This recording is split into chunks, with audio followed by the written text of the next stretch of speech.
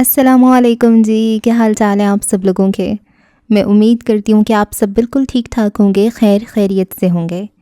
Novel عنکبوت by نور راجپوت کی یہ قسط نمبر 71 ہے۔ شام گہری ہو کر رات کے سیاہ مخمل میں ڈھل چکی تھی۔ فارم ہاؤس کا وسیع و عریض لان روشنیوں کے سیلاب میں نہایا ہوا تھا۔ یوں لگتا تھا جیسے آسمان سے ستارے زمین پر اتر آئے ہوں۔ سفید اور سنہری رنگوں کے امتزاج سے کی گئی سجاوٹ میں نفاست اور وقار تھا۔ ہوا میں تازہ موتیا اور سفید گلاب کی بھینی بھینی خوشبو رچی ہوئی تھی، جو ماحول کو مزید مسحور کن بنا رہی تھی۔ مگر ہال کے اندر کا منظر اس ظاہری چکا چوند کے برعکس تھا۔ جگمگاتے فانوسوں تلے بیٹھے مہمانوں کے چہروں پر اب خوشی سے زیادہ تھکاوٹ اور بیزاری کے آثار نمایاں تھے۔ نکاح کا مقررہ وقت گزرے گھنٹوں بیت چکے تھے۔ دھیمی سرگوشیاں اب واضح چہمگوئیوں میں بدل گئیں۔ نکاح خواں بھی بے چینی سے بار بار اپنی گھڑی دیکھ رہا تھا، اور ان سب سے بے نیاز سٹیج پر رکھی کرسی پر وہ بیٹھی تھی، سرخ لباس والی دلہن، جس کی ہیزل آنکھیں ساکت و جامد ہال کے داخلی دروازے پر جمی تھیں۔ وہ اپنے سربراہ کا انتظار کر رہی تھی۔ کئی گھنٹے گزر گئے تھے مگر وہ اپنی ضد پر قائم تھی۔ وہ بت بنی بیٹھی تھی، ایک خوبصورت سجا سنورا بت جسے دیکھتے رہنے کو دل چاہتا تھا، مگر جس کی خاموشی میں ایک طوفان قید تھا۔ لوگوں کی بڑھتی ہوئی باتیں فلک کے کانوں میں سیسا انڈیلنے لگیں۔ وہ مزید برداشت نہ کر سکی اور اس کی جانب بڑھی۔ وہ نہیں آئیں گے فجر، بہت دیر ہو گئی ہے۔ اس نے جھک کر اس کے کان میں سرگوشی کی۔ سفید فراک پر سرخ ویلوٹ کی شال ایک جانب گرائے وہ کسی مصور کا شاہکار لگ رہی تھی، مگر اس وقت اس کے چہرے پر اپنی دوست کے لیے گہری تشویش تھی۔ وہ آ گئے تو؟ فجر نے آہستہ سے چہرہ اٹھا کر فلک کو دیکھا۔ اس کی آواز میں سوال سے زیادہ ایک یقین تھا۔ سرخ رنگ کا اس کا لہنگا دیکھنے سے تعلق رکھتا تھا، پیروں تک آتی لمبی قمیض اور نیچے گھیرے دار لہنگا، ہتھیلیوں کی پشت پر مہندی کی گہری سرخ رنگت، کھلے بال جنہیں نفاست سے پیچھے کیا گیا تھا، باریک سا نیکلس، کانوں میں چمکتے سٹرڈز اور اس کی پیشانی پر چمکتی ایک ننھی سی بندیا۔ ایسی دلہن فلک نے پہلے کبھی نہیں دیکھی تھی۔ اس کے روایتی سرخ رنگ میں بھی ایک جدید اور منفرد شان تھی۔ جب اس نے فجر کو تیار دیکھا تھا تو جانے کتنی ہی بلائیں لے ڈالی تھیں۔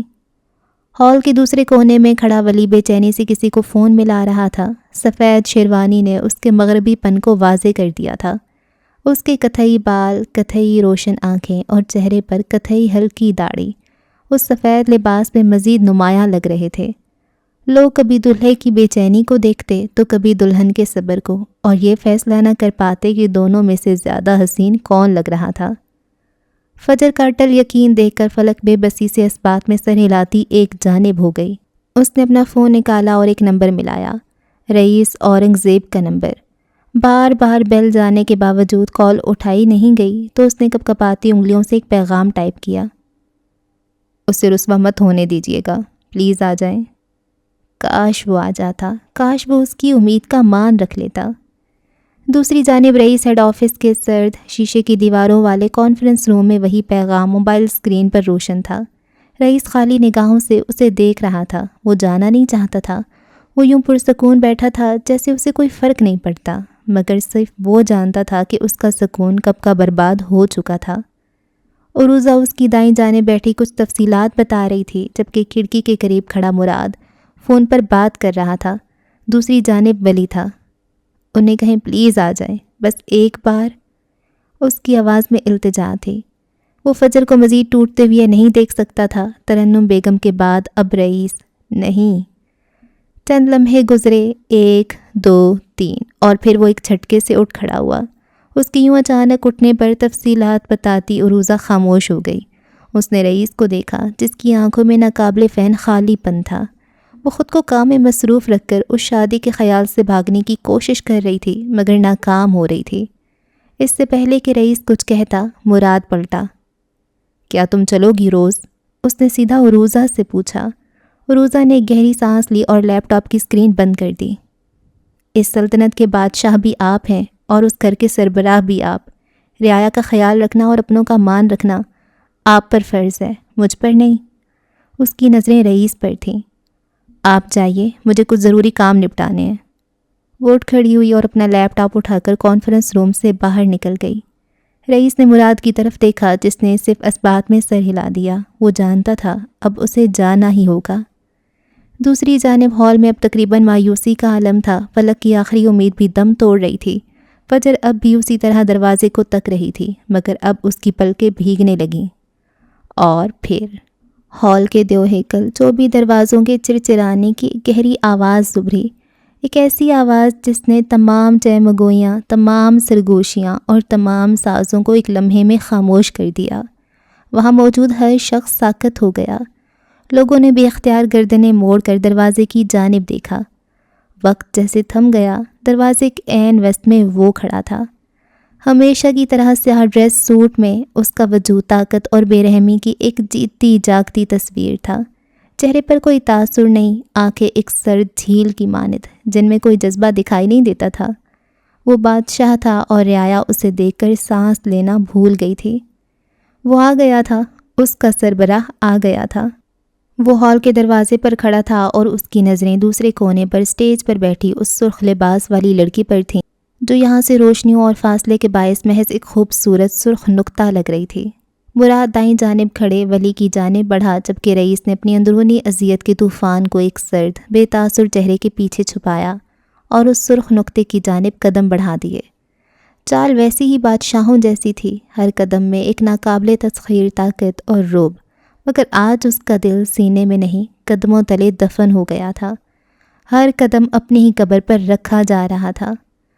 اسے اپنی جانب آتے دیکھ کر فجر اپنی جگہ سے اٹھ کھڑی ہوئی۔ اس کی ہیزل آنکھوں میں پہلے شدید حیرانی کی لہر اٹھی، پھر تشکر کے آنسوؤں کی نمی چمکی، اور پھر عثمان کا ایک گہرا سمندر امڑ آیا جو صرف اسے ہی زیب دیتا تھا۔ وہ جانتی تھی اسے آنا ہی تھا۔ جیسے جیسے ان دونوں کے درمیان کا فاصلہ سمٹ رہا تھا، ویسے ویسے دنیا، ہال کا شور، لوگوں کی سرگوشیاں، سب کچھ محو ہوتا جا رہا تھا۔ پس منظر میں صرف ایک دھند رہ گئی تھی، اور پیش منظر میں صرف وہ تھی، دلہن بنی لڑکی۔ وقت جیسے رک گیا، آوازیں کہیں دور خلا میں گم ہو گئیں۔ اب وہ اس کے بالکل سامنے کھڑا تھا، اسے دیکھ رہا تھا۔ سیاہ آنکھوں میں چھپی اذیت کی آگ اسے اس روپ میں دیکھ کر جیسے ایک لمحے کو بجھ گئی۔ وہ دونوں ایک دوسرے کے سامنے چپ چاپ کھڑے تھے۔ فجر کا سر فخر سے مزید اٹھ گیا۔ اس کا انتظار رائے گاہ نہیں گیا تھا۔ رئیس نے اس کے اس روپ کو دیکھا جو ناقابل فراموش تھا۔ اس کے گلے کی گلٹی ابھری اور معدوم ہو گئی۔ آنکھوں میں ایک لمحے کو حسرت کی ایک ایسی لہر آئی جسے اس نے فوراً ہی اپنی بے رحمانہ ضبط کی دیوار کے پیچھے قید کر لیا۔ کیسی لگ رہی ہوں میں؟ وہ اپنا دوپٹہ نفاست سے ٹھیک کرتے ہوئے بولی، آواز میں ایک معصومانہ تجسس تھا۔ وہ چند لمحے اسے بس دیکھتا رہا۔ دل نے ایک بوجھل دھڑکن چھوڑی۔ اس نے منہ کھول کر ایک لمبی سانس لی اور پھر سینے پر دایاں ہاتھ رکھتے ہوئے سر کو اس کی جانب ہلکا سا خم دیا۔ لفظ نہیں تھے، صرف انداز تھا، اور اس کا انداز ہزار لفظوں پر بھاری تھا۔ وہ بے ساختہ نم آنکھوں سے ہنستی، یعنی وہ پاس ہو گئی تھی۔ بہت دیر کر دی آپ نے، اب ہولے سے شکوہ کیا۔ لہجے میں گلا تھا، شکایت تھی اور بے پناہ مان تھا۔ وہ کچھ نہ بولا، کچھ بول ہی نہیں سکتا تھا، زبان تالو سے جا چپکی تھی۔ اس کی خاموشی پر وہ پھر سے بولی، چلیں۔ اپنا ہاتھ آگے کیا۔ ہال کے درمیان میں نکاح کے لیے ایک چھوٹی سی فلورل سٹیج بنائی گئی تھی، جہاں درمیان میں سفید پھولوں کی ایک دیوار تھی اور دونوں جانب لمبے بینچ رکھے گئے تھے۔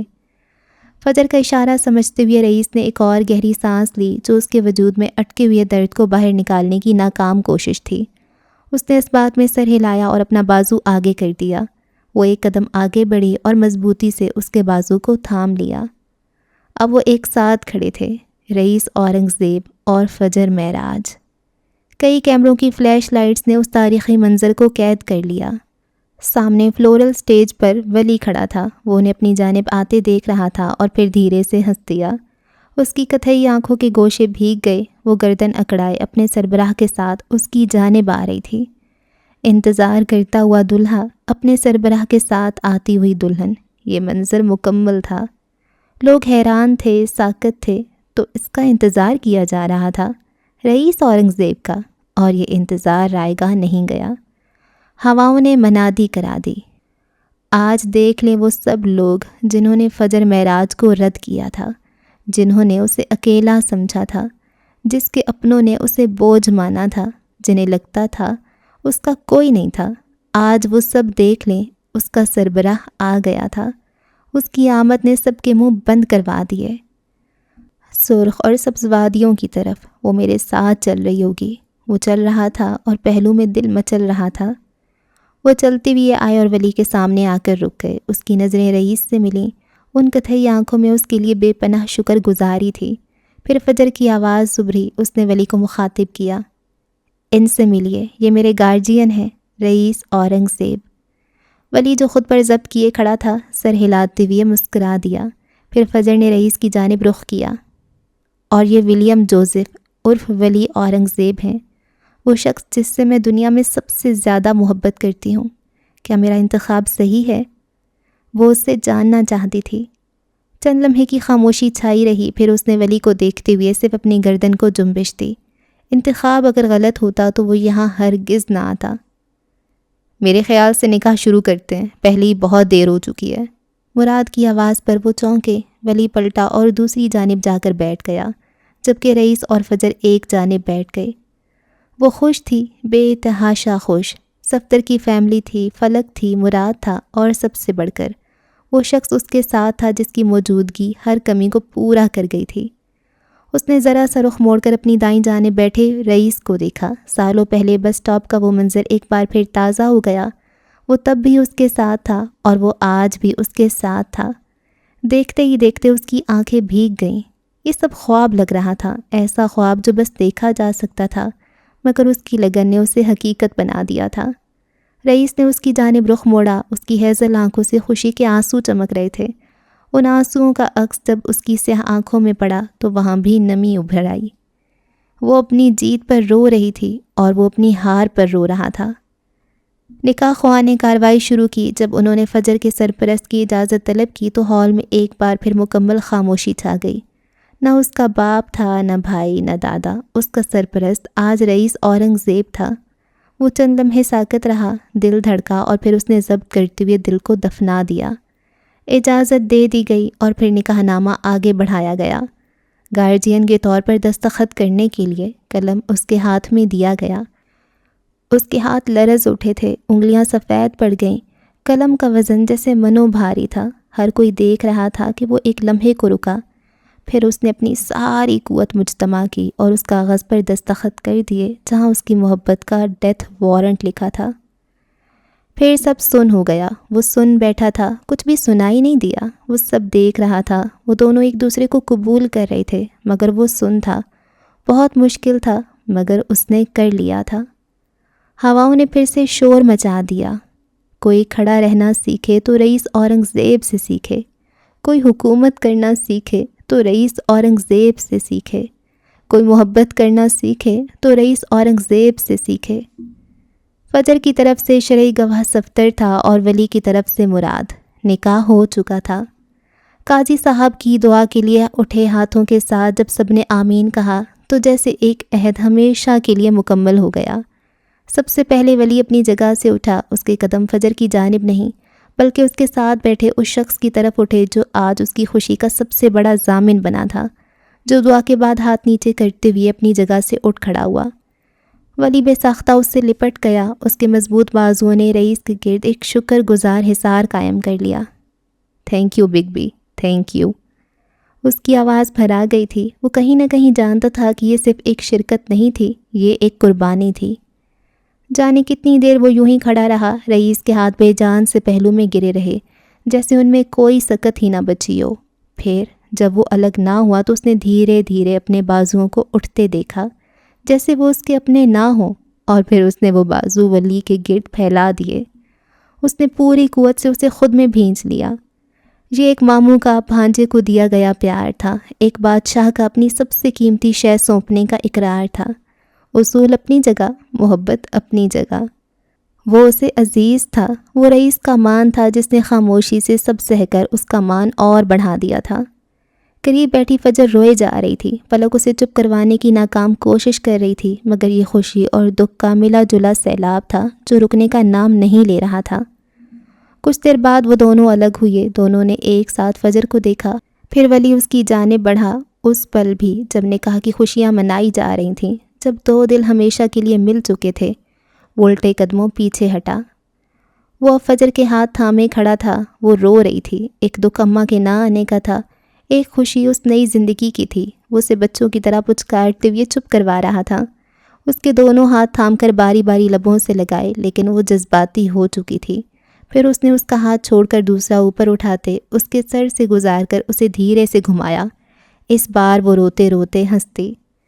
رئیس اسے صدیوں بیٹھ کر دیکھ سکتا تھا، مگر جب اس تصویر کی فریم میں ولی آ جاتا تو وہ بے اختیار نظریں ہٹا لیتا۔ الٹے قدموں دور جاتے شخص نے یہ منظر دیکھا۔ یہ وہ منظر تھا جسے دیکھنے کی اس میں تاب نہیں تھی۔ وہ ایک جھٹکے سے پلٹا اور تیز تیز قدم اٹھاتا ہال سے باہر نکل گیا۔ اسے یوں اچانک باہر نکلتے دیکھ کر مراد فوراً اس کے پیچھے لپکا۔ جیسے ہی مراد ہال سے باہر لان میں آیا، اس کی نظر چند قدم کے فاصلے پر گھاس پر پڑے رئیس کے سیاہ کوٹ پر پڑی۔ بادشاہ نے اپنی خلعت اتار پھینکی تھی۔ مراد نے جھک کر اسے اٹھایا۔ وہ اسے کہیں نظر نہیں آیا۔ پھر اس کی نظر دائیں جانب پڑھی۔ وہاں اس کی قیمتی گھڑی پڑی تھی، جس کی سوئیاں اب بھی چل رہی تھیں، مگر شاید مالک کا وقت وہیں رک گیا تھا۔ وہ آگے بڑھا اور گھڑی اٹھائی۔ کچھ فاصلے پر اس کے مہنگے چمڑے کے شوز پڑے تھے، اور پھر اس نے نظر اٹھائی۔ سامنے کچھ فاصلے پر فارم ہاؤس کے نیلگوں سوئمنگ پول کے کنارے وہ کھڑا تھا۔ اس سے پہلے کہ مراد اسے پکارتا، اس نے خود کو پانی میں گرا دیا۔ وہ اندر کودا نہیں تھا، وہ بس گر گیا تھا، جیسے اندر جلدی آگ کو ٹھنڈے پانی سے بجھانے کی یہ آخری کوشش ہو۔ وہ اب اس کا سارا سامان تھامے سوئمنگ پول کے کنارے پر آ کھڑا ہوا۔ رئیس کا وجود پانی کی بے رحم سطح پر ساکت تیر رہا تھا۔ جانے کتنی دیر گزر گئی، باہر کی خاموشی بھیانک تھی۔ بس کرو رئیس، بیمار پڑ جاؤ گے۔ بالآخر مراد کی آواز ابھری۔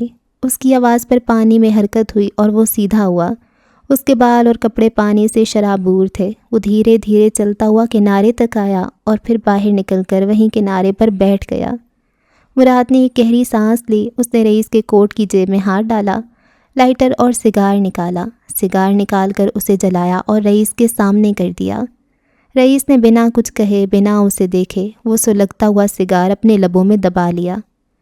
سگار کا دھواں امرغولوں کی صورت رات کی سیاہی میں تحلیل ہونے لگا۔ تم نے ٹھیک کیا رئیس، تمہیں یہی زیب دیتا ہے۔ مراد اب اس کے ساتھ بیٹھ گیا تھا۔ لیکن میں نے ایک بے ایمانی کر دی مراد۔ وہ اب سگار کا ایک گہرا کش لیتے ہوئے بولا۔ اس کی آواز پانی اور اذیت میں بھیگ کر اور بھاری ہو گئی تھی۔ مراد نے حیرت سے اسے دیکھا۔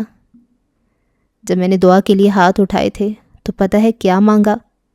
اس کی نظریں پول کے پانی میں تیرتے اپنے لرزتے ہوئے عکس پر جمی تھیں۔ کیا مانگا؟ میں نے سنا ہے اس جہان جیسے اور بہت سے جہان ہیں، اس دنیا جیسی اور دنیایں ہیں۔ وہ سانس لینے کو رکا، سینہ بھاری ہو رہا تھا۔ میں نے مانگا کہ وہ چہرہ کسی اور دنیا میں مجھے چن لے، بس ایک بار، بس ایک بار۔ مراد نے گہری سانس لی۔ اس جہان میں اسے سب سے پہلے ملوں۔ وہ کسی بادشاہ کی طرح نہیں، ایک عام ٹوٹے ہوئے انسان کی طرح کہہ رہا تھا۔ کیا کسی جہان میں یہ ممکن ہے؟ کسی میں تو ہوگا نا؟ اس نے پہلی بار رخ موڑ کر مراد کو دیکھا۔ اس کی آنکھوں میں سوال نہیں تھا، ایک بچے جیسی امید تھی، ایک بھکاری کی التجا تھی۔ پھر مجھے خیال آیا، سنے اس جہان کے بچھڑے کسی جہان میں نہیں ملتے۔ پھر میرا دل مر گیا مراد، پھر میرے ہاتھ گر گئے، میری دعا ادھوری رہ گئی، میں آمین نہیں کہہ پایا۔ وہ ہولے ہولے بڑبڑا رہا تھا، جیسے خود سے باتیں کر رہا ہو۔ اندر ہال میں ایک الگ سما تھا، کہے تھے، مبارک بادیں تھیں اور ایک نئی زندگی کے آغاز کا جشن تھا۔ اور یہاں باہر ایک بادشاہ اپنی پوری سلطنت ہار کر ایک ایسی دعا مانگ رہا تھا جس کی قبولیت کا اسے خود بھی یقین نہیں تھا۔ ہال میں کہوں فلیش لائٹس اور دعاؤں کا شور تھا۔ دولہا دلہن ایک دوسرے کے قریب آ کر رک گئے۔ شاید کوئی تصویر لی جا رہی تھی، مگر ان دونوں کی نظریں کیمرے میں نہیں، ایک دوسرے میں گم تھیں۔ فلک نے ان دونوں کو دیکھا اور پھر وہ ان کے سامنے آ رکی۔ اس تقریب کو تھوڑا سا تو دلچسپ بنایا جائے۔ فوٹو شوٹ بعد میں ہو جائے گا، پہلے ادھر دیکھیں۔ اس نے دونوں کی توجہ مبذول کی۔ لوگ جاننا چاہتے ہیں تم دونوں ایک دوسرے کے لیے کیا ہو۔ فجر نے مسکرا کر ولی کی طرف دیکھا، آنکھوں میں نمی تھی مگر لہجے میں مکمل سکون۔ پھر وہ گہری سانس لیتے بولی، یہ میرے لیے گھر ہے، ایسا گھر جس کے دروازے پر کبھی تالا نہیں لگتا، جس کی کھڑکیوں سے روشنی اندر آتی ہے اور جہاں رات کے اندھیرے میں بھی خوف نہیں ہوتا۔ یہ وہ گھر ہے جہاں میں واپس آتی ہوں، چاہے کتنی بھی دور نکل جاؤں۔ اس نے بنا کسی ہچکچاہٹ کے کہا۔ ہال میں لوگ چپ ہو گئے، ولی کے ہونٹوں پر ہلکی سی مسکراہٹ آئی۔ اس نے فجر کی طرف ذرا سا جھک کر جواب دیا، مگر آواز اتنی تھی کہ سب سن سکے۔ اور یہ میری پناہ ہے، میرا سکون۔ میں نے ساری عمر شہر بدلتے گزاری، کبھی لوگوں کے بیچ تو کبھی لوگوں سے دور بھاگتے، مگر اپنا ہونے کا احساس صرف یہاں ملا۔ یہ جہاں ہوتی ہے وہ وطن لگنے لگتا ہے۔ کچھ سوال مزید ہوئے، انہیں فوٹوز کے لیے وہیں روکا گیا۔ وہ دونوں اب بھی ایک دوسرے کو دیکھ رہے تھے، جیسے یہ ہال، یہ لوگ سب دھند میں ہوں اور سامنے صرف وہی۔ جب تم ایڈن برا میں تھے تو میرے لیے کیا کرتے تھے؟ فجر نے اسے دیکھتے ہوئے آہستہ سے پوچھا۔ وہ بھی اسے ہی دیکھ رہا تھا، پھر مسکرایا۔ تمہارے لیے صدقے کیے جاتے تھے، دعائیں کروائی جاتی تھیں، دیگیں چڑھائی جاتی تھیں، چاند کو دیکھا جاتا تھا، اور ہر بار اللہ سے کہا جاتا تھا، وہ میری محبت ہے، مجھے لوٹا دیں۔ وہ اتنی خوبصورتی سے کہہ رہا تھا کہ وہ ساکت رہ گئی۔ تمہارے نام کے عوض نیندیں بیچی گئیں، تمہاری یاد کے بدلے خواب وارے گئے، تمہارے نام کی حرمت میں ہر ساتھ جلتی رہی، تمہاری چاہ کے بدلے ذات گروی رکھی گئی، اور تمہاری محبت کی ایک جھلک کے لیے بے شمار درد خریدے گئے۔ وہ گھنٹوں سن سکتی تھی اور وہ گھنٹوں تعریف کر سکتا تھا۔ میرے سجدوں کی سب سے گہری خواہش تم تھیں، میرے صبر کی آخری حد تمہارا نام تھا۔ کسی نے کیمرے کا فلیش چلایا اور اس پل کی تصویر ہمیشہ کے لیے قید ہو گئی۔ ایک لڑکی جو اپنے گھر کو تھامے کھڑی تھی، اور ایک مرد جو اپنی پوری دنیا کو اپنے پہلو میں لیے کھڑا تھا۔ رات کی ٹھنڈی ہوا فارم ہاؤس کی پرانی راہداریوں میں سنسناتی پھر رہی تھی۔ اینٹوں سے بنے لمبے اداس کوریڈور میں زرد روشنی کے بلب جھول رہے تھے اور چھت سے جھڑتے جالوں کو ہلکے ہلکے تھپ تھپا رہے تھے۔ اسی سناٹے میں سیڑھیوں کے آخری موڑ پر ایک سایہ ٹھہرا ہوا تھا۔ وہ دھیرے سے محراب دار کھڑکی کے پاس جا کر رکی۔ باہر فارم ہاؤس کی روشنیاں اب بھی جل رہی تھیں، اندر آتشیں فانوس اور کیمروں کے فلیشز ابھی تک جھلملا رہے تھے۔ اس نے ایک بے آواز ہنسی ہونٹوں پر آنے دی۔ وہ جانتی تھی بادشاہ ٹوٹ گیا تھا۔ اس نے اپنی دائیں ہاتھ کی انگلیوں سے کھڑکی کا خنک شیشہ چھوا۔ زخم کی ٹھنڈک محسوس ہو رہی ہے نا؟ وہ خود سے سرگوشی کرتے ہوئے ذرا سا جھکی اور نیچے لان کے کونے کو گھورنے لگی جس طرف رئیس ابھی کچھ لمحات پہلے گرا تھا۔ اس کے لب ہولے سے کپ کپائے۔ تمہیں فجر کے لیے آنا تھا بادشاہ، اور یہی تمہاری سب سے بڑی شکست تھی۔ ہوا کی ایک سرد لہر اس کے کھلے بالوں سے گزری۔ مگر مجھے تم سے یہ امید نہیں تھی کہ تم محبت پہ حکومت چن لو گے۔ اس نے گہری سانس لی۔ خیر، میرے پاس تمہیں تباہ کرنے کے 1000 راستے ہیں۔ اس کا ریشمی لباس سرسرا اٹھا۔ چند لمحوں کی خاموشی۔ اس کی نگاہ پھولوں کے اس راستے پر پڑی جس پر سے فجر رئیس کے بازو کو تھام کر گزری تھی۔ مگر یہ پیادہ میرا کھیل خراب کر رہا ہے۔ اس نے آنکھیں نیم وا کیں، جیسے اس راستے پر اپنے ذہن میں سے خونی سیاہی انڈیل رہی ہو۔ ایک ہلکی سی خنجر جیسی مسکراہٹ اس کے چہرے پر پھیل گئی۔ ولی اورنگزیب، اس نے بہت آہستگی سے تقریباً محبت بھرے لہجے میں اس کا نام لیا، اور پھر وہ لہجہ یکدم سرد پڑ گیا۔ تم نے میری بات نہ مانی، فجر کو چن لیا، تم نے میری بازی کو بگاڑ دیا۔ وہ پیچھے ہٹی، سیدھی کھڑی ہوئی اور گردن ذرا سا خم کر کے اپنے نچلے ہونٹ کو دانتوں میں لے لیا، جیسے غصے کے گھونٹ کو نمکین مسکراہٹ کے ساتھ نگل رہی ہو۔ اس نے کمرے کی حدت بھری ہوا کا شکار بننے کی بجائے اپنی نگاہ دوبارہ روشنیوں کی سمت جما دی۔ نیچے لان میں بکھرا ہوا ہر پھول، ہر چراغ، ہر کہکا، سب اسے یقین دلا رہے تھے کہ بادشاہ ہار چکا ہے، اور اس ہار کی سب سے بڑی چشم دید گواہ وہ تھی، منار۔ تم سب مرو گے، وہ آہستہ سے بولی، جیسے خود کو کسی گہرے سحر میں لے جا رہی ہو۔ آواز میں کوئی جوش نہیں تھا، کوئی دشمنی کی چیخ نہیں، صرف ایک نہایت پرسکون یقین، ایک مکڑی کے جال کی طرح ٹھنڈا اور خاموش یقین۔ وہ پلٹنے ہی لگی تھی کہ پھر رک گئی، اپنے ہونٹوں پر انگلی رکھ کر آنکھیں بند کیں اور ایک اور سرگوشی کی۔ اگلی چال میرے نام کی ہوگی، جوزف کی اولاد، تم اپنا خسارہ تب سمجھو گے جب سب کچھ ہاتھ میں ہونے کے باوجود تمہاری مٹھی خالی نکلے گی۔ پھر وہ مکمل پرسکون انداز میں چلتی ہوئی تاریک راہداری کی جانب بڑھ گئی۔ اس کے پیروں کی آہستہ آہستہ پڑتی چاپ ایسے گونج رہی تھی جیسے کسی قدیم حویلی میں کوئی پرانی روح قدم بہ قدم اپنی حکمرانی کا آغاز کر رہی ہو۔ دور کہیں کوئی دروازہ ہلکا سا چرچرا کر بند ہوا۔ شکاری مکڑی نے ایک اور ڈور کھینچ دی تھی۔ یہ چند دن بعد کا منظر ہے۔ رئیس ہیڈ آفس کی فضا میں ایک مانوسیت سی گھل گئی تھی۔ فلک اب اس ماحول کا حصہ بن رہی تھی۔ ڈیزائنر روم جو شیشے کی شفاف دیواروں سے بنا تھا، اس کا نیا تخلیقی گوشہ تھا۔ یہاں دیواروں پر لگے سفید بورڈز پر اس پروجیکٹ کے کرداروں کے نام، ان کی خصوصیات اور ان سے جڑے زیورات کے خاکے پنوں سے لگے تھے۔ کمرے میں پھیلی کافی کی مہک اور دھیمی روشنی سوچنے اور لکھنے کے لیے بہترین تھی۔ وہ آج گہرے خاکی رنگ کا گرم سوٹ پہنے ہوئے تھی جس پر اس نے ایک لمبا سیاہ کوٹ ڈال رکھا تھا۔ پاؤں میں گرم جوتے اور گلے میں لپٹا اسکارف اسے سردی سے بچا رہا تھا۔ جب وہ گہرائی سے سوچتی تو بے دہانی میں اپنے قلم کا سرا ہونٹوں سے لگا لیتی۔ اس کی ناک میں چمکتی وہ ننھی سی نوز پن جو بس نہایت قریب آنے پر ہی نظر آتی تھی۔ کمرے کی نیم گرم روشنی میں جب کبھی جھلملاتی تو اس کی سنجیدہ چہرے پر ایک نرم سا تاثر چھوڑ جاتی۔ وہ حماد کے ساتھ اپنی کہانی کے مرکزی کرداروں پر بات کر رہی تھی۔ حماد اس کی بات پوری توجہ سے سن رہا تھا۔ اس کی آنکھوں میں فلک کے لیے عزت اور اس کے کام کے لیے ستائش تھی۔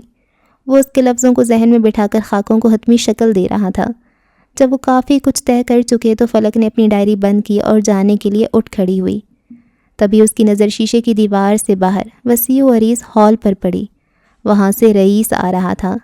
آج وہ بالکل مختلف حلیے میں تھا۔ 3 پیس سوٹ کی جگہ اس نے ہلکی نیلی ڈینم پینٹ پر ایک مہنگی کریم رنگ کی اونچی گردن والی شرٹ ٹرٹل نیک پہن رکھی تھی۔ اس کے بال معمول سے کچھ زیادہ بکھرے ہوئے تھے، جیسے کسی طویل میٹنگ سے اٹھ کر آیا ہو۔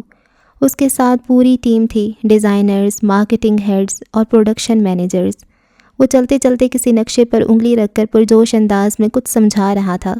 اس کے چہرے پر وہ پیشہ ورانہ سختی نہیں تھی جو پچھلی بار دفتر میں تھی، بلکہ ایک تخلیق کار کا جنون اور اعتماد تھا۔ وہ کسی میٹنگ سے نکلے تھے یا شاید کسی نئے پروجیکٹ کی سائٹ کی طرف جا رہے تھے۔ اسے اور اس کی سلطنت کو اس طرح متحرک دیکھ کر فلک کے ذہن میں بے اختیار ایک سوال ابھرا۔ وہ حماد کی طرف مڑی جو اب بھی خاکوں کو ترتیب دے رہا تھا۔ ویسے اس کلیکشن کا بجٹ کیا ہے؟ اس کی بات پر حماد نے سر اٹھایا۔ پہلے اس کے چہرے پر ایک لمحے کی حیرانی ابھری، جیسے یہ سوال اس ماحول میں اجنبی ہو۔ پھر وہ ہولے سے مسکرا دیا۔ اس کی مسکراہٹ میں فخر کا عنصر تھا۔ یہاں بجٹ یا پیسہ ڈسکس نہیں کیا جاتا مس فلک، رئیس کے لیے یہ معنی نہیں رکھتا۔ رئیس گروپ بجٹ اور قیمتوں سے بہت اوپر اٹھایا ہے۔ اس نے جواب تو سن لیا مگر اس کی نظریں ابھی بھی باہر ہی جمی تھیں۔ وہ اپنے گروہ کے ساتھ اب بالکل ان کے شیشے کے کمرے کے قریب سے گزر رہا تھا۔ اس کی پر اعتماد آواز کی ہلکی سی گونج شیشے کے پار سے محسوس ہو رہی تھی۔ اس نے ایک لمحے کے لیے بھی اس کمرے کی طرف نہیں دیکھا۔ اس کی دنیا اس کے کام میں گم تھی۔ وہ اپنے لوگوں کے ساتھ چلتا ہوا دائیں جانب راہداری میں مڑ گیا اور نظروں سے اوجھل ہو گیا۔ فلک نے ایک گہری سانس لے کر خود کو سنبھالا۔ حماد کی بات اور رئیس کا یہ انداز، یہاں آ کر اسے آہستہ آہستہ سمجھ آ رہا تھا کہ اس کے برانڈ کا لوگو تاج کیوں تھا۔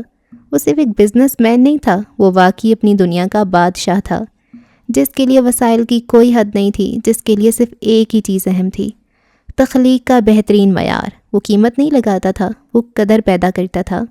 اس احساس نے اس کے دل میں مزید ایک عجیب سی لہر پیدا کر دی۔ یہ شخص اپنی ذاتی زندگی میں کتنا ہی ہارا کیوں نہ ہو، اپنی پیشہ ورانہ دنیا میں وہ ناقابل تسخیر تھا۔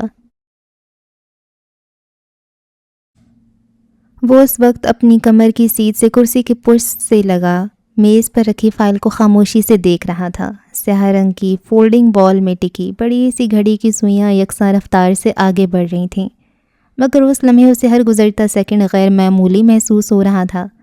کچھ دیر پہلے اس نے عروضہ کا نمبر ملانے کی کوشش کی تھی، 1 2 پھر تیسری بار، مگر دوسری طرف مکمل خاموشی تھی۔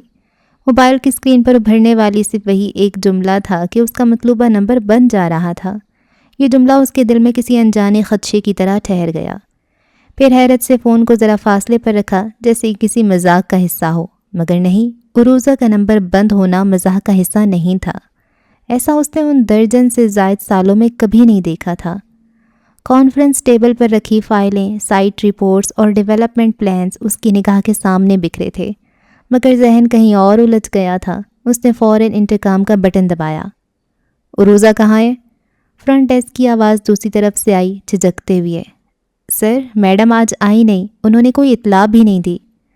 چند ثانیوں کے لیے کمرے میں ایک دبا ہوا سکوت چھا گیا۔ اس نے انٹرکام آف کیا، کرسی کی پشت سے کمر الگ کی اور فائل سمیٹ کر ایک طرف رکھ دی، مگر اس خاموشی نے کمرے کی فضا کو مزید بھاری کر دیا تھا۔ دن بھر اس نے خود کو مصروف رکھنے کی کوشش کی، میٹنگز، اگلے فیز کی پلاننگ، بے شمار دستخط اور دوپہر تک جاری رہنے والی برین سٹارمنگ، مگر ہلکا سا خلا مسلسل اس کے وجود کے گرد لپٹا رہا۔ اور جب کبھی اسے کسی کارروائی کے دوران عروزہ کی رائے یا ہدایات کی ضرورت محسوس ہوتی تو رکھے ہوئے چپ چاپ چیمبر پر نگاہ پڑتی، جیسے وہ احساس دلانے کے لیے خالی چھوڑا گیا ہو کہ آج عروزہ نہیں ہے۔ شام ڈھلتے ہی میثم نے ذمہ داریاں سنبھال لیں۔ وہ ہر رپورٹ رئیس کے سامنے لا کر رکھتا، ہر فائل سے متعلق مختصر مگر درست بریفنگ دیتا۔ وہ نروس تھا مگر کوشش کر رہا تھا کہ کمی محسوس نہ ہونے دے۔ رئیس نے اس کی سنجیدگی کو سراہا، مگر تمام باتوں کے بیچ ایک انجانا سا احساس رہ رہ کر ہلچل مچاتا تھا۔ عروزہ کہاں تھی؟ آخر کیوں اس نے اطلاع نہیں دی؟ رات نے آہستہ آہستہ اپنے پر پھیلا دیے۔ ہیڈ آفس رات کے سناٹے میں بھی سانس لیتا محسوس ہو رہا تھا۔ پوری عمارت میں مدھم روشنیوں کا جال بچھا تھا، جس میں کام کی تھکن اور ذمہ داریوں کی خوشبو گھلی ہوئی تھی۔ تمام فلورز پر پھیلے گلاس وال کمرے، راہداریوں میں جھلملاتی اسٹیل لائٹس اور مسلسل چلتے سسٹمز کی مدھم گوں گوں، ایسا لگتا تھا جیسے یہ سرزمین دن کے اختتام کے باوجود اب بھی مکمل طور پر بیدار ہو۔ وہ اب ایک بار پھر اپنی میز پر موجود تھا، اپنے آفس میں۔ کوٹ کی آستین تھوڑی سی موڑی، میز پر رکھی گھڑی پر نگاہ ڈالی۔ رات کے 9:45 بج رہے تھے۔ اچانک لفٹ کی ٹن کی آواز ہلکی سی باز گشت کے ساتھ ابھری۔ اس نے سر اٹھایا۔ چند لمحوں بعد لفٹ کا سلائیڈ ہوتا دروازہ کھلا اور میثم اندر داخل ہوا۔ اس کے ہاتھ میں چند فائلز تھیں اور پیشانی پر خاموشی اور الجھن کے آثار پھیلے ہوئے تھے۔ یہ پہلا موقع تھا جب وہ براہ راست رئیس کے پرسنل آفس میں آیا تھا، 10 سالوں میں پہلی بار۔ اس کے قدم موکر اور ہلکے تھے۔ وہ آہستگی سے آگے بڑھا اور میز کے قریب آ کر احترام سے خاموشی اختیار کی۔ رئیس نے سانس دبا کر سر اس بات میں ہلایا۔ میثم نے تازہ رپورٹ سامنے رکھی اور مختصر طور پر سائٹس کی اپڈیٹ دینے لگا۔ اس کی آواز دھیمی تھی مگر ہر لفظ نپا تلا۔ اس نے خاموشی سے سنا، سوالات کیے اور ایک دو اہم فیصلوں پر مختصر نوٹس دیے۔ سب کچھ بظاہر معمول کے مطابق تھا، مگر کمرے میں کوئی انجانی سی بے چینی تھی۔ آخر میں میثم نے اجازت لینے کے لیے ہلکا سا سر جھکایا، فائل سمیٹنے لگا اور آہستہ آہستہ پلٹ گیا۔ مگر جب وہ چند قدم چل چکا تو ٹھٹک کر رک گیا، جیسے کسی نے اس کے قدموں سے فرش کھینچ لیا ہو۔ رئیس کے ماتھے پر ایک ہلکی سی شکن پڑی۔ کچھ کہنے؟ وہ اس کی بے چینی پچھلے 15 منٹ سے محسوس کر رہا تھا۔ میثم نے لمحہ بھر خاموشی کے بعد گہری سانس لی، اپنی خشک ہوتی ہوئی زبان کو حلق میں گھمایا، پھر احتیاط سے بولا، مجھے آپ سے کچھ ضروری بات کرنی ہے باس۔ رئیس نے ابرو سوالیہ انداز میں اٹھا دی۔ کرسی کی پشت سے وہ ذرا سا سیدھا ہوا، آنکھوں میں سر تجسس۔ بولو۔ میثم نے ایک نظر جھکائی جیسے الفاظ چنے جا رہے ہوں، پھر کسی ہمت کو جمع کر کے دھیرے سے کہا، یہ عروزہ سے متعلق ہے۔ ایک لمحے کو فضا جیسے تھم گئی، اس کے الفاظ کمرے میں کسی دھیمی دستک کی طرح گونجے۔ رئیس کے ہونٹ ایک لمحے کو سخت ہوئے، مگر اس نے فقط اس بات میں سر ہلایا۔ کہو۔ میثم نے گھبراہٹ کے باوجود بات مکمل کی۔ مجھے یہ کہنا تو نہیں چاہیے مگر میڈم عروزہ آج کل کچھ عجیب سا برتاؤ کر رہی ہیں۔ وہ پہلے جیسا کام نہیں کر رہی۔ کئی سائٹس انہوں نے کئی دنوں تک وزٹ نہیں کی اور کچھ جگہوں پر ورکنگ میں تاخیر ہوئی ہے۔ کئی جگہ پر سیکیورٹی اپڈیٹس نہیں ہوئے۔ میں نہیں جانتا ایسا کیوں ہے، لیکن ان کی ذرا سی بے خبری بہت بڑا نقصان کروا سکتی ہے باس۔ اس کی آخری جملہ دھیمی مگر پوری سچائی کے ساتھ کہا اور سر جھکا لیا۔ رئیس نے بہت آہستگی سے کرسی پر مدھم سا زاویہ بدلا۔ اس کے چہرے پر سطحی سا سکون تھا، مگر آنکھوں میں ایک خاموش سا لوہا اتر آیا۔ وہ بہت دھیرے نمکین سرد لہجے میں بولا، تم جانتے ہو تم کیا کہہ رہے ہو اور کس کے بارے میں کہہ رہے ہو؟ میثم بدستور سر جھکائے کھڑا رہا۔ اس کی آواز میں اس بار ہلکی سی لرزش شامل تھی۔ جی باس، جانتا ہوں، میں میڈم عروزہ کی وفاداری پر قطعاً شک نہیں کر رہا، مگر رئیس گروپ میرے لیے سب کچھ ہے۔ بس مجھے لگا شاید وہ اپنی طرف سے کسی پریشانی میں ہے، لیکن ٹھیک ہے۔ اس نے میسم کی درمیان میں بات کاٹ دی۔ آواز میں جذبات نہیں تھے، صرف ایک حتمی نکتہ۔ تم جا سکتے ہو۔ میسم نے سر اس بات میں ہلایا، خاموشی سے مڑا اور اسی احترام کے ساتھ واپس لفٹ کی طرف چل پڑا۔ قدموں کی آواز دھیمی تھی مگر اس پرسکون کمرے میں صاف سنائی دیتی رہی، یہاں تک کہ لفٹ کا دروازہ بند ہوا اور خاموشی دوبارہ پورے آفس میں پھیل گئی۔ میسم کے جانے کے بعد اس نے گہری سانس لی۔ اس نے کمر سیدھی کر کے کرسی کی پشت سے ٹیک لگا لی۔ کمرے کی دیواروں پر ہلکی زرد روشنی اب اس خاموشی میں گہری سوچ کی طرح ٹھہری ہوئی محسوس ہو رہی تھی۔ عروضہ۔ اس نے آنکھیں بند کیے بغیر ذہن میں اس نام کو دہرا کر سوچا۔ وہ اس کی حالت کو سمجھتا تھا، جانتا تھا کہ اس کی زندگی میں بہت کچھ ٹوٹا تھا اور وہ اپنی ذات کی کسی خالی گوشے سے نبرد آزما تھی، مگر کام کے میدان میں عروضہ کبھی بھی غفلت نہیں برت سکتی۔ وہ ایسا شخص تھا جو جذبات اور پیشہ ورانہ شعور کے درمیان واضح لکیر کھینچتا تھا اور عروضہ ہمیشہ اس لکیر کے احترام میں کھڑی ہوئی تھی۔ تو پھر یہ سب کیا تھا؟ اس سوال نے اس کے وجود میں ہلکی سی جھرجھری دوڑا دی۔ اس نے ایک بار پھر میز پر رکھی اسکرین کی طرف دیکھا، جیسے کسی غیر مرئی جواب کی تلاش میں ہو۔ چند ثانیے یوں ہی بیت گئے۔ دفتر کی دیوار پر نصب گھڑی کی ٹک ٹک اب پہلے سے کہیں زیادہ واضح محسوس ہو رہی تھی۔ باہر دور کہیں شہر کے روشن بل بورڈز چمک رہے تھے، جیسے یاد دلا رہے ہوں کہ یہ دنیا رکتی نہیں، حاکم ہو یا رعایا، چوٹ کھائی روح ہو یا مسکراتا چہرہ، کام جاری رہتا ہے۔ اس نے آہستہ سے اپنی کوہنی میز پر ٹکائی، انگلیوں کی پوروں کو ماتھے پر رکھا اور پلکیں چند لمحے کے لیے موند لیں۔ اس کی نظروں کے سامنے عروضہ کا پرسکون چہرہ، اس کی مضبوط آواز اور مستقل مزاجی ایک کے بعد ایک آ کر رکتی رہی۔ وہ بے طرح الجھ گیا تھا۔ خاموشی اب پہلے سے زیادہ گہری تھی۔ رات کا سناٹا پورے گھر پر ایک گہری چادر کی طرح پھیل چکا تھا۔ باہر سڑک کنارے کھڑے درختوں سے گزرتی سرد ہوا کی سرگوشیاں ایسی تھیں جیسے وقت نے اپنے قدموں کی چاپ دھیمی کر دی ہو۔ فیروز جمال کا گھر، جو ہمیشہ ایک منظم اور پیشہ ورانہ خاموشی میں ڈوبا رہتا تھا، آج کچھ زیادہ ہی ساکت اور بوجھل محسوس ہو رہا تھا۔ لاؤنج کے گوشے میں موجود آف وائٹ صوفہ اور سامنے رکھی شیشم کی میز اپنی جگہ ویسے ہی بے جان کھڑے تھے، مگر ان کے درمیان کی فضا کسی انکہے سوال کے ناقابل برداشت بوجھ سے بھاری تھی۔ وہاں صوفے کے کونے میں عروضہ بیٹھی تھی، اونچی دراز قامت، گھنے سیاہ بال جو اس کی گردن سے نیچے ڈھلک رہے تھے، مگر آج وہ رئیس گروپ کے میگزین پر نظر آنے والی پراعتماد سیکیورٹی ہیڈ نہیں لگ رہی تھی۔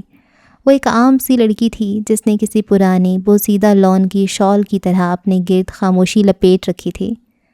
نیم تاریک لاؤنج میں لیمپ کی مدھم زرد روشنی اس کے چہرے کے ایک حصے کو منور کر رہی تھی۔ ہاتھ میں پکڑا چائے کا کپ اس کی انگلیوں کی گرفت میں مقید تھا، مگر چائے سے اٹھتے بھاپ کے مرغولے بھی جیسے اسے یہ احساس دلانے سے قاصر تھے کہ وہ اس لمحے اس کمرے میں موجود ہے۔ اس کی بھوری رنگت ہمیشہ کی طرح شفاف اور روشن تھی، مگر اس روشنی میں آج کوئی گہری خاموش تھکن پیوست تھی۔ دوسرے صوفے پر مسٹر فیروز جمال بیٹھے تھے۔ سر کے بالوں میں چاندی کی لکیریں اب واضح ہو چکی تھیں، مگر چہرے پر وہی روب دار تاثر تھا جو ایک منجھے ہوئے بینگر کا خاصہ ہوتا ہے۔ ان کی آنکھوں میں وقت کی تھکن بھی تھی اور ایک باپ کی خاموش گہری پریشانی بھی۔ کافی دیر تک وہ عروضہ کو ٹک ٹکی باندھے دیکھتے رہے۔ جب خاموشی ناقابل برداشت ہونے لگی تو ان کے لب ہلے۔ تم کیا کرنے جا رہی ہو عروضہ؟ ان کی آواز دھیمی تھی مگر لہجے میں ایک واضح بے چینی اور ایک انجانا خوف چھپا ہوا تھا۔ لیکن عروضہ وہاں نہیں تھی، نہیں، وہ اس وقت بالکل وہاں نہیں تھی۔ جسمانی طور پر وہ صوفے پر موجود تھی، مگر اس کی روح ماضی کی ایک گہری خاردار بھول بھلیاں میں بھٹک رہی تھی، وہاں جہاں اس کی رگ رگ میں درد، بے بسی اور بچپن کی الٹ پلٹ یادیں دفن تھیں۔ یہ برسوں پہلے کی بات ہے جب صرف وہ عروضہ تھی، نہ کوئی سیکیورٹی ہیڈ، نہ ہائی ٹیک ٹیکنالوجسٹ، ایک عام سی کالج اسٹوڈنٹ جس کے ہاتھوں میں لیپ ٹاپ اور ڈیجیٹل فائلز کی بجائے پینٹ برشز اور کینوس ہوا کرتے تھے۔ فیروز جمال تب ملک کے سب سے بڑے بینک کے مرکزی برانچ کے ڈائریکٹر تھے۔ ان کا نام قابلیت، دیانت اور اصول پرستی کی علامت تھا۔ عروضہ اکثر کالج کے بعد انہیں لینے بینک جاتی اور اپنے باپ کے لیے عملے کی آنکھوں میں عقیدت اور احترام دیکھ کر فخر سے بھر جاتی۔ مگر پھر ایک دن آسمان ٹوٹ پڑا۔ ایک ایسی صبح طلوع ہوئی جس کی سورج میں روشنی نہیں، رسوائی کی تپش تھی۔ شہر بھر کے نیوز چینلوں پر ایک ہی بریکنگ نیوز گردش کر رہی تھی۔ معروف بینکر فیروز جمال دہشت گرد تنظیموں کی فنڈنگ کے الزام میں گرفتار۔ یہ الزام نہیں، ایک تہمت تھی۔ فیروز جمال ایک ریئل بینکر تھے، انتہائی قابل احترام، کچھ عرصہ پہلے کسی NGO کے اکاؤنٹ کی رینیول اپروول ہوئی تھی. وہ فائل کسی نے فیروز جمال کے فورج سگنیچرز لگا کر اپروو کر دی. کچھ ہفتوں بعد وہ NGO دہشت گردی کی فنڈنگ میں ملوث نکلی. ساتھ ہی بینک کے کچھ ہائی پروفائل کلائنٹس کا کانفیڈینشیل ڈیٹا لیک ہو گیا. ڈیجیٹل ٹرائل میں فیروز جمال کا ID شو ہوا. میڈیا نے دونوں چیزیں ملا کر فیروز جمال دہشت گردوں کی فنڈنگ اور ان کے لیے ڈیٹا لیک کرنے میں ملوث بنا دیا. حقیقت یہ تھی کہ ان کا ID ہیک ڈپلیکیٹ کیا گیا تھا. کسی نے دلیل پر توجہ نہیں دی، کسی نے ان کے 30 سالہ بے داغ کریئر کو نہیں دیکھا. وہ دن لمحہ بلمحہ ایک بھیانک خواب میں بدلتا چلا گیا. عروضہ کو وہ منظر آج بھی یاد تھا جب وہ کالج کے گیٹ سے باہر نکلی تو درجنوں کیمروں کی چکا چوند روشنیوں نے اس کا راستہ روک لیا. وہ سہمی ہوئی خالی نگاہوں سے ان رپورٹرز کو دیکھ رہی تھی جو مائک اس کے چہرے کے قریب لا کر چیخ رہے تھے، اس کے باپ کے خلاف زہریلے سوالات برسا رہے تھے. اس دن پہلی بار اس نے دنیا کے اصل شفاق اور بے رحم چہرے کو دیکھا تھا. مقدمہ چلا اور ناکافی ثبوتوں کے باوجود ایک طاقتور لابی نے انہیں مجرم ٹھہرا دیا. فیروز جمال کو سلاخوں کے پیچھے دھکیل دیا گیا تھا. پھر وہ شام آئی جس نے سب کچھ بدل دیا. جب پوری دنیا فیروز جمال کے خاندان سے منہ موڑ چکی تھی اس وقت رئیس سامنے آیا تھا، کیونکہ جب اورنگزیب خاندان پر مشکل وقت آیا تھا، جب آفاق اورنگزیب کی موت ہوئی تھی، تب فیروز جمال اورنگزیب خاندان کی مدد کو کھڑے تھے. آفاق اورنگزیب اور فیروز جمال بچپن کے دوست تھے. یہ عروضہ کے گھر کا خاموش سا لاؤنج تھا. وہ صوفے کے کونے میں خوف زدہ اور ٹوٹی ہوئی بیٹھی تھی. اس کی آنکھیں مسلسل دروازے پر جمی تھیں، جیسے وہاں سے کوئی معجزہ نمودار ہونے والا ہو. دروازہ کھلنے کی ہلکی سی آواز آئی اور اس نے اس بار رئیس کو دیکھا. سفید شرٹ، سادہ سیاہ پینٹ، آنکھوں میں بہت کچھ کھونے کا غم اور تھکن، مگر چہرے پر چٹان جیسا عزم. وہ خاموشی سے آگے بڑھا بغیر ایک لفظ کہے اور سیدھا اس کے سامنے پنجوں کے بل بیٹھ گیا. پہلے تو عروضہ نے نظریں نہیں اٹھائیں، آنسو اس کی گالوں پر خشک ہو چکے تھے. پھر وہ ایک ایسی نرمی بھرے لہجے میں بولا جو صرف مرہم رکھنے والے جانتے ہیں. کیسی ہو روزہ؟ ایک پل کو عروضہ نے چونک کر اس کی طرف دیکھا. آنکھوں میں حیرت اور الجھن تھی. میرا نام عروضہ ہے، اس نے تصحیح کی، البتہ نظریں اس کے چہرے پر تھیں. وہ رئیس کو جانتی تھی مگر اتنا انٹریکشن کبھی نہیں ہوا تھا. اس کے سامنے گھٹنوں کے بل جھکا مرد وجیح تھا. وہ ہلکا سا مسکرایا. اس کی مسکراہٹ میں تسلی تھی. جانتا ہوں، لیکن تم پر روزہ سوٹ کرتا ہے، صبر اور ہمت کی علامت. وہ اس کے پاس بیٹھ گیا اور بہت دھیرے سے اس کے سر پہ ہاتھ رکھ دیا، جیسے برسوں سے سسکتی تنہا کھڑی اس لڑکی کی پشت پر کسی نے اختیار اور حفاظت کا سایہ رکھ دیا ہو. اٹھو روزہ. اس کی آواز میں ایک حکم اور ایک حوصلہ تھا. یہ تمہارا کمزوری میں بیٹھنے کا وقت نہیں. تم اپنے بابا کا نام واپس لاؤ گی اور میں تمہارے ساتھ ہوں. وہ الفاظ نہیں تھے، ایک منتر تھا جس نے اس کی بجھتی ہوئی روح میں ہمت کی چنگاری روشن کر دی تھی. اسی دن پہلی بار عروضہ نے کسی کے اعتماد کو اپنی سب سے بڑی طاقت کے طور پر محسوس کیا تھا. وہ اکیلی تھی. ماں اس کی پیدائش کے چند سال بعد چل بسی تھیں. مسٹر جمال نے اپنی پوری زندگی عروضہ کے نام کر دی تھی. وہ دونوں ایک دوسرے کا سب کچھ تھے اور آج وہ اکیلی رہ گئی. نہیں، آج سے وہ اکیلی نہیں تھی. رئیس اورنگزیب اس کے ساتھ تھا. اس واقعے کے بعد اس نے آرٹ اور رنگوں کی دنیا کو ہمیشہ کے لیے خیر آباد کہہ دیا. رئیس کی رہنمائی میں اس نے ٹیکنالوجی کی تعلیم حاصل کی. اس نے سائبر سیکیورٹی، ڈیجیٹل فورنزکس اور انفارمیشنل پروٹیکشن میں ایسی مہارت حاصل کی کہ بڑے بڑے ماہرین دنگ رہ گئے. وہ دن رات ایک کر کے ڈیجیٹل قلعوں کو فتح کرنے لگی. اس کا مقصد صرف ایک تھا، اپنے باپ پر لگے جھوٹے الزام کے ڈیجیٹل فٹ پرنٹس کو کھوجنا. رئیس نے اسے تمام وسائل فراہم کیے، دنیا کے بہترین سسٹمز، قانونی ٹیم اور ہر طرح کا تحفظ.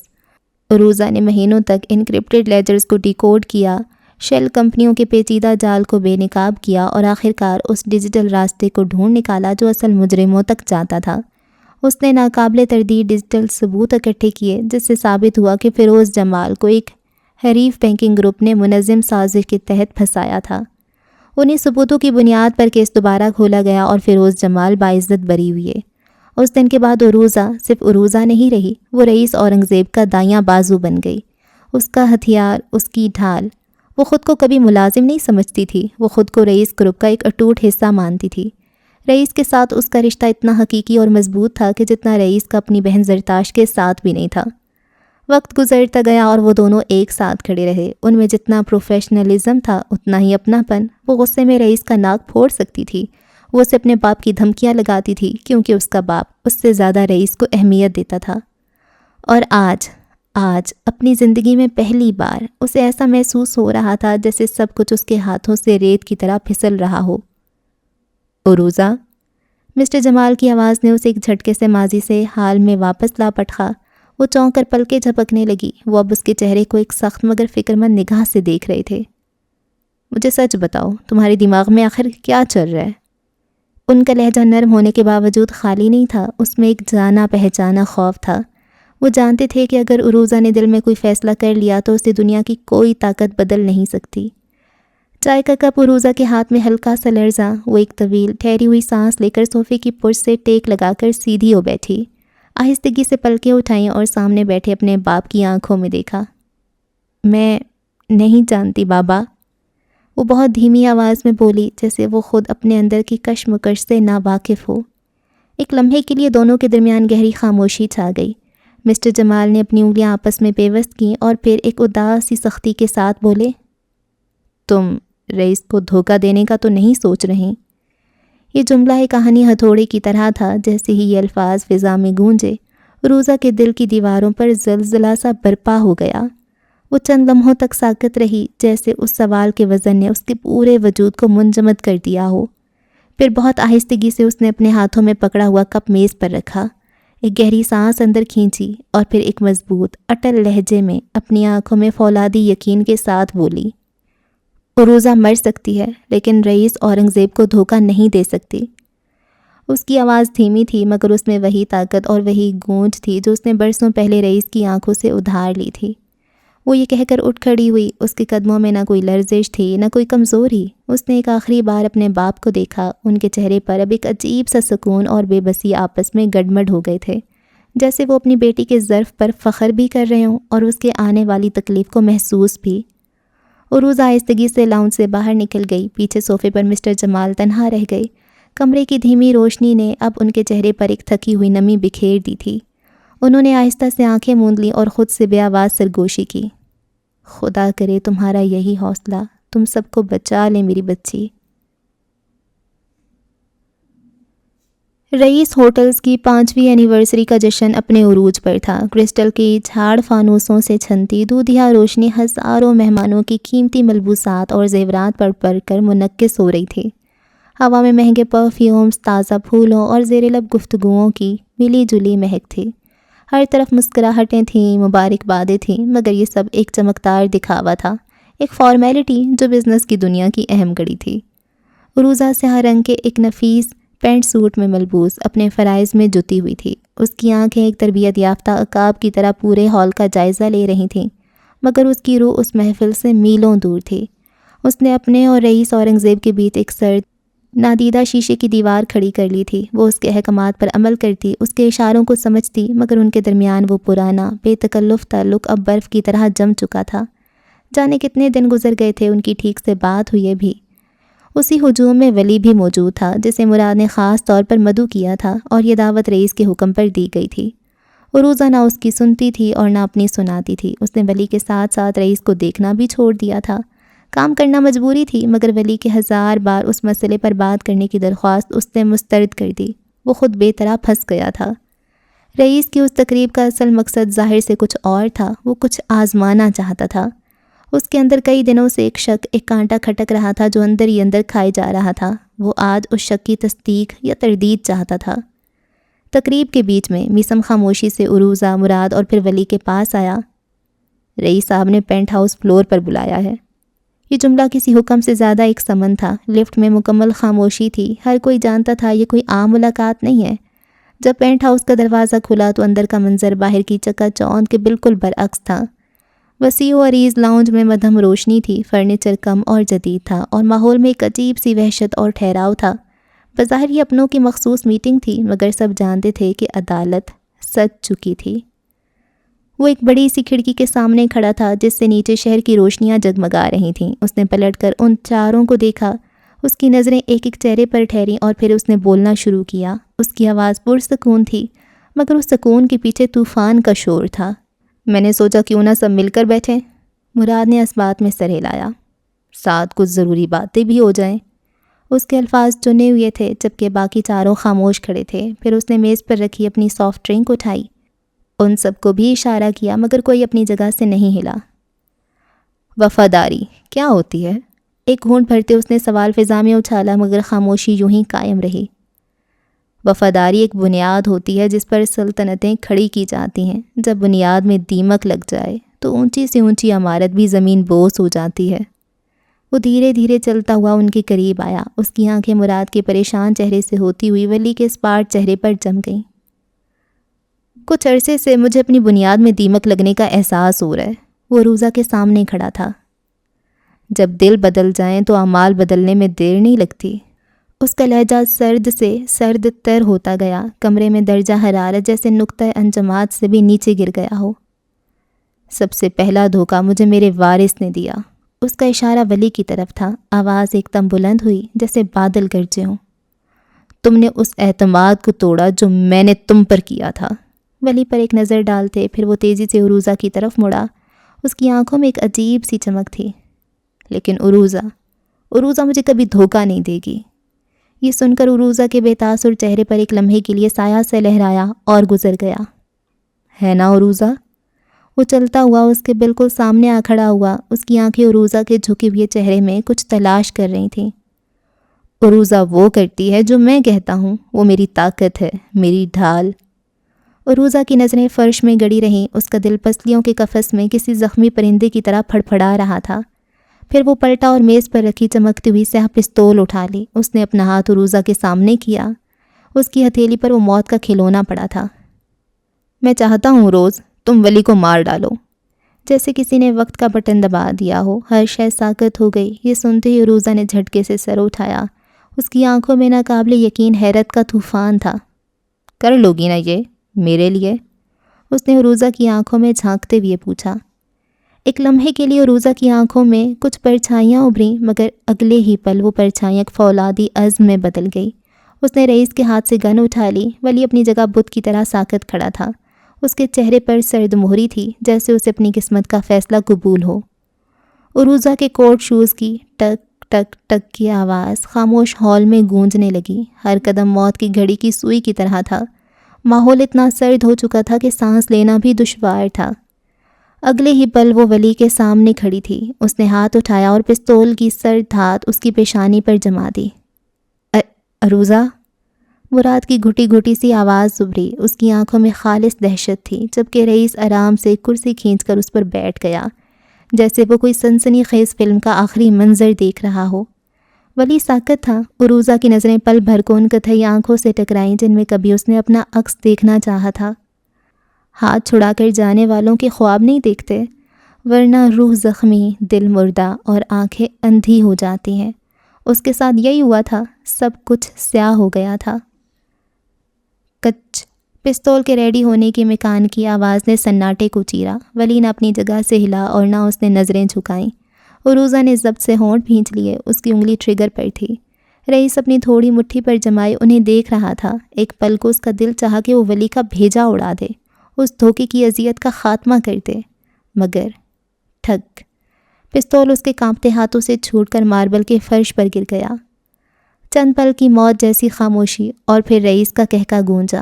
یہ ہنسی نہیں تھی، یہ بے ساختہ نہیں تھی، یہ ایک زخمی شیر کی دھاڑ تھی جو اذیت میں بدل گئی تھی۔ عروضہ کا سر شرمندگی اور شکست سے جھک گیا۔ ولی کے چہرے پر اذیت کے گہرے تاثرات ابھرے جیسے وہ گولی لگنے سے بھی بڑی تکلیف سے گزرا ہو۔ وہ اب سر جھکائے کھڑی تھی جبکہ رئیس کی اذیت بھری ہنسی کمرے کی دیواروں سے ٹکرا رہی تھی۔ مراد کی آنکھیں خوف سے پھٹی پڑی تھیں۔ میثم سانس روکے دروازے کے قریب کھڑا تھا۔ سب صدمے میں تھے اور وہ شخص ہنس رہا تھا جس کا سب کچھ لٹ گیا تھا۔ پھر اس کی ہنسی ایک دم رکی۔ اس نے عروضہ اور ولی کو دیکھا۔ اس کے سینے میں ایک شدید درد کی لہر اٹھی اور وہ اٹھ کھڑا ہوا۔ تم سب پر اندھا بھروسہ کیا تھا میں نے، تم سب نے مل کر مجھے اندھا کر دیا۔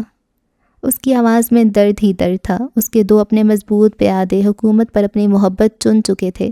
اس بادشاہ کی تکلیف کون سمجھ پاتا؟ عروضہ خاموشی سے ولی کے سامنے سے ہٹ گئی۔ رئیس چلتا ہوا اس کے سامنے آن کھڑا ہوا۔ اس کی آنکھوں میں غصہ نہیں، صرف اذیت تھا۔ محبت کیوں عروضہ؟ محبت کیوں؟ اس نے سرگوشی نما سوال کیا۔ سب کچھ تھا اس کے پاس، عزت، طاقت اور اس کا اعتماد، پھر محبت کیوں؟ اس نے محبت کیوں چنی؟ عروضہ نے ولی پر اپنی محبت کو چن کر رئیس کو شکست دے دی تھی۔ اس وقت رئیس کی تکلیف سے کون واقف تھا مگر عروضہ، اس کی اپنی تکلیف کا کیا؟ وہ چپ کھڑی تھی، نظریں جھکائے، دل پھٹنے کو تھا مگر وہ کچھ نہ بولی۔ اس کے پاس رئیس کی کسی بات کا کوئی جواب نہیں تھا۔ پھر بنا کچھ کہے اس نے ایک فیصلہ کیا۔ اس نے اپنے گلے سے اپنی سیکیورٹی کارڈ اتارا اور آگے بڑھ کر میز پر رکھ دیا۔ اپنی پینٹ کے بیلٹ سے اپنی ذاتی پستول نکال کر اس کے ساتھ رکھی۔ اب وہ اس قابل نہیں رہی تھی کہ وہ رئیس اورنگزیب کی سلطنت میں رہتی۔ وہ خود کو بے دخل کر رہی تھی، جبڑے بھینچے، آنسوؤں کو حلق میں اتارے۔ وہ خاموشی سے سب کر رہی تھی۔ اپنی کلائی سے جدید ڈیجیٹل گھڑی اتاری۔ رئیس گروپ سے جڑی ہر چیز اب میز پر پڑی تھی۔ رئیس زبان دانتوں تلے دبائے ساکت کھڑا اسے یہ سب کرتے دیکھ رہا تھا، بولا کچھ بھی نہیں۔ پھر وہ چلتے ہوئے رئیس کے سامنے آئی، اس کی آنکھوں میں دیکھا۔ مجھے افسوس رہے گا۔ یہ 4 الفاظ کہنے کے بعد وہ تیزی سے پلٹی۔ دروازے کے قریب میثم کھڑا تھا جو تکلیف دہ نظروں سے یہ سارا منظر دیکھ رہا تھا۔ وہ ایک پل کو رکی۔ اس نے میثم کی آنکھوں میں دیکھا۔ کئی ان کہے عہد، کئی خاموش وعدے ان نظروں کے تبادلے میں ادا ہوئے اور پھر وہ باہر نکل گئی۔ پیچھے کمرے میں ایک گہرا ناقابل بیان سناٹا چھا گیا، جیسے کسی نے اچانک پوری کائنات سے آواز چھین لی ہو۔ رات بہت آگے نکل چکی تھی لیکن ترنم ہاؤس کے گوشے میں اب بھی روشنی جل رہی تھی۔ فجر کھڑکی کے پاس کھڑی باہر سرد رات کو دیکھ رہی تھی۔ چاند دھیمی روشنی کے ساتھ درختوں کی چوٹیوں پر ٹکا ہوا تھا۔ ہوا کی تھپ تھپاہٹ کھڑکی کے شیشے کو چھو کر گزری تھی مگر اس کے اندر سکون تھا، ایسا سکون جو صرف کسی اپنے کا انتظار کرتے ہوئے دل میں ہوتا ہے۔ ہلکے نیلے رنگ کی چادر اوڑھے وہ مسلسل دروازے کی طرف نظر اٹھا دیتی، پھر خود ہی نظریں جھکا لیتی۔ پیچھے میز پر لیپ ٹاپ کھلا تھا، کافی اسکیچز بکھرے پڑے تھے، کام سے دل اچاٹ ہو چکا تھا۔ پھر اچانک لاؤنج کی سیڑھیوں سے قدموں کی چاپ ابھری۔ اس نے پلٹ کر دیکھا۔ وہ آہستہ آہستہ اندر داخل ہوا، کوٹ اتار کر بازو پر لٹکایا اور جیسے ہی اس کی نگاہ فجر پر پڑی، چند لمحوں کو رک گیا۔ وہ اس کے سامنے آئی، نرمی سے اس کے چہرے کو دیکھا۔ سب ٹھیک ہے؟ ولی نے ایک سانس لیا، خود کو سنبھالا اور ہلکی سی مسکراہٹ ہونٹوں پر سجا دی۔ ہاں سب ٹھیک ہے۔ اس کی ہلکی سی تھکن فوراً اس جواب کے پیچھے چھپ گئی۔ فجر نے اس کا ہاتھ اپنے ہاتھ میں لے کر آہستگی سے پوچھا، تقریب کیسی رہی؟ وہ مسکرایا، وہ خاص مسکراہٹ جو صرف اس کے لیے تھی۔ بہت اچھی۔ پلکیں جھکی ہوئی تھی مگر آنکھوں میں نرم روشنی تھی۔ بگ بی نے کچھ کہا تو نہیں؟ اس کے سوال میں فکر مندی چھپی تھی، جانے کیوں اس کی چھٹی حس کسی خطرے کا الارم بجا رہی تھی مگر سمجھ نہیں آ رہا تھا یہ خطرہ کیا تھا۔ اس نے ایک پل فجر کو دیکھا، پھر سر ہلایا۔ نہیں، ایک لفظ بھی نہیں کہا۔ وہ چند لمحوں تک خاموش کھڑے رہے۔ لاؤنج کے دیے کی روشنی ان دونوں کے چہروں پر نرم سا سایہ پھیلا رہی تھی۔ کھانا لگاؤں؟ بانو سو چکی تھی، اسے خود ہی کرنا تھا۔ نہیں، میں نے کھا لیا تھا۔ اس نے نہیں کھایا تھا، بس ایسے ہی کہہ دیا تھا۔ ایسے کیوں لگ رہا ہے؟ تم مجھ سے کچھ چھپا رہے ہو۔ اس کی سکڑی ہوئی بھویں دیکھ کر اس بار وہ ہنس دیا۔ میں کچھ نہیں چھپا رہا، البتہ آج تم آفس میں کافی ہائپر تھی۔ بتاؤ کیا مسئلہ ہوا ہے؟ وہ فوراً بات بدل گیا۔ میرا تو چلتا رہتا ہے، 100 طرح کے مسائل ہیں۔ وہ واپس صوفے کی جانب بڑھی لیکن وہ اس صورت سے اس کا ہاتھ کھینچ چکا تھا۔ باقی مسئلے تو تم حل کر لیتی ہو اور میں تمہارے دل کا مسئلہ حل کرتا ہوں۔ اس نے دھیرے سے جھکتے ہوئے فجر کا گال چھوا۔ اس کے لبوں پر دھیمی سی مسکراہٹ ابھری۔ یہ تمہارا غرور ہے یا میرا نصیب؟ وہ بھیجل آنکھوں میں محبت کا سمندر لیے اسے دیکھ رہی تھی۔ ولی نے آہستگی سے اس کی تھوڑی اوپر کی۔ دونوں۔ اسے ایک لفظ نے فضا کے اندر ایک دلکش خاموشی بھر دی۔ وہ اب اس کا ہاتھ تھام کر صوفے کی طرف بڑھ چکا تھا۔ چلو بیٹھو، مجھے تم سے سب سننا ہے۔ کیا؟ اس نے حیرت سے پوچھا۔ تم سارا دن کس بارے میں سوچتی ہو؟ غصہ کیوں آیا؟ شامت کس کی آئی؟ سب بتاؤ مجھے۔ وہ گہری سانس لے کر رہ گئی۔ یہ اس کا روز کا کام تھا۔ تم تھک گئے ہو، آرام کر لو۔ اس نے فجر کی بات پر نفی میں سر ہلایا۔